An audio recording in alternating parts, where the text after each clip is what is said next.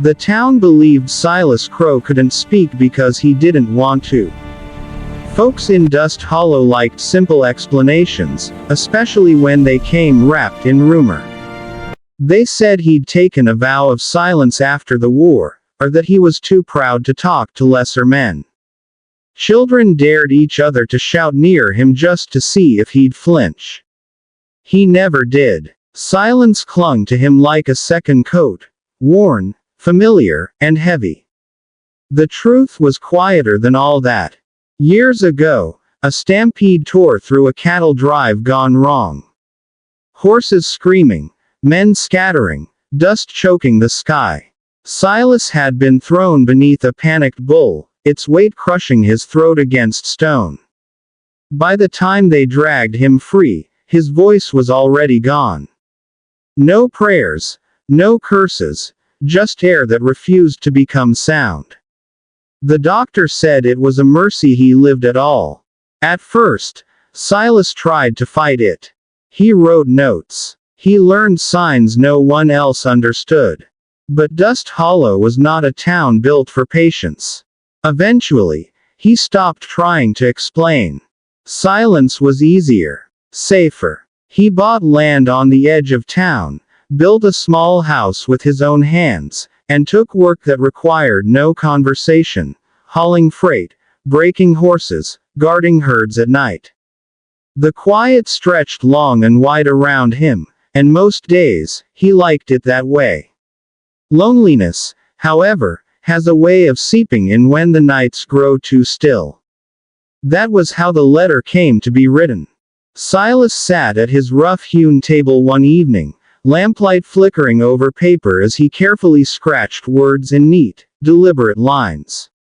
He didn't want love. Love required promises spoken aloud. He wanted companionship, order, a woman who wouldn't expect conversation or explanations he couldn't give. The advertisement he answered promised just that. A quiet bride, modest, obedient, willing to start fresh in the West. The words felt transactional, almost cruel, but they were honest. Weeks later, a stagecoach arrived at dusk. Silas stood by the hitching post as the driver helped down a woman dressed entirely in black. The veil over her face was thick lace, mourning lace, the kind worn by widows who didn't wish to be recognized. Her dress was plain but well made, her posture straight, controlled.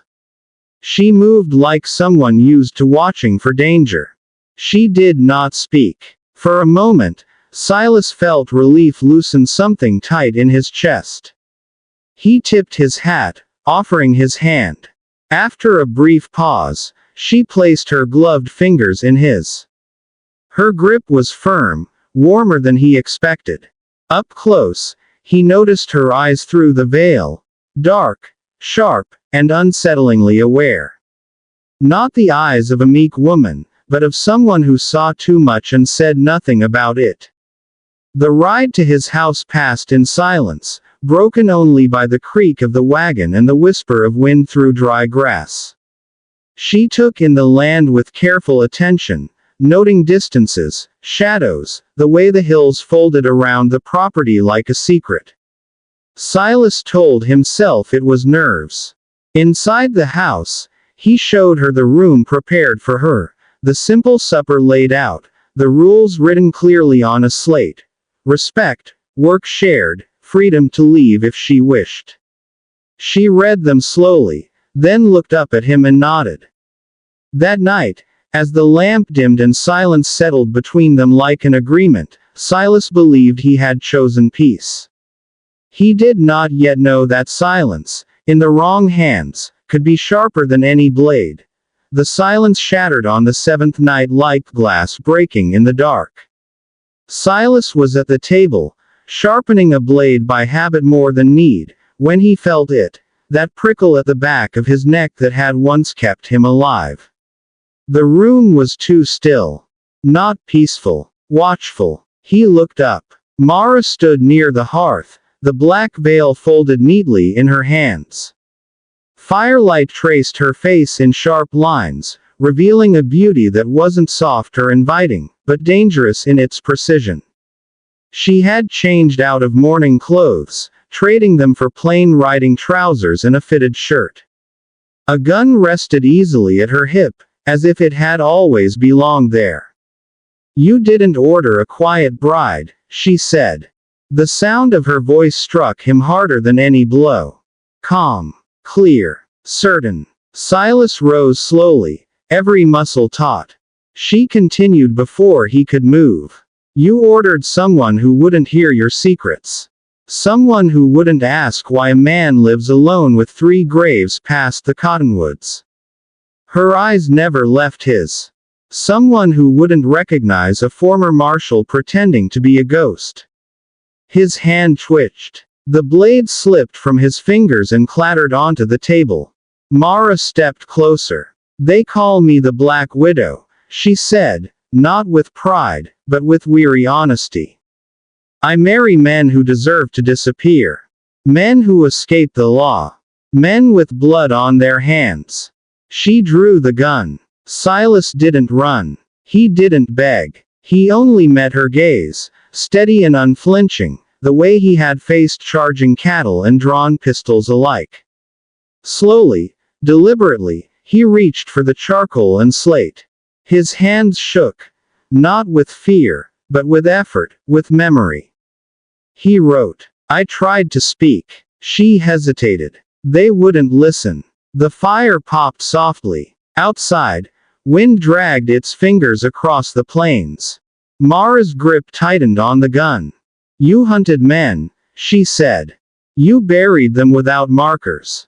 Silas nodded once. "They were killers. The law failed. I didn't." Her breath caught. She had expected excuses. Lies. Rage. Not this quiet, unadorned truth. He wrote again, slower this time. "If you finish it, do it clean." Something inside her cracked. She lowered the gun an inch. Then another. Her hand trembled, not from doubt in her skill, but from something far more dangerous, understanding. She had lived her life in noise. Screams, final confessions, the echo of gunshots. This man offered none of that.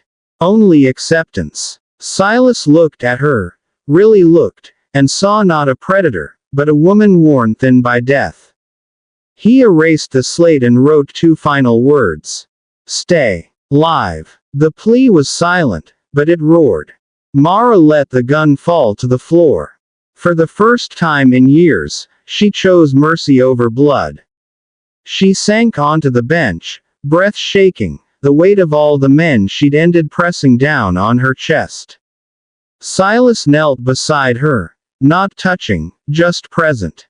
Steady. When dawn came, the house was still quiet, but it was no longer empty. And though Silas Crow would never speak again, the woman who came to kill him had finally heard his heart.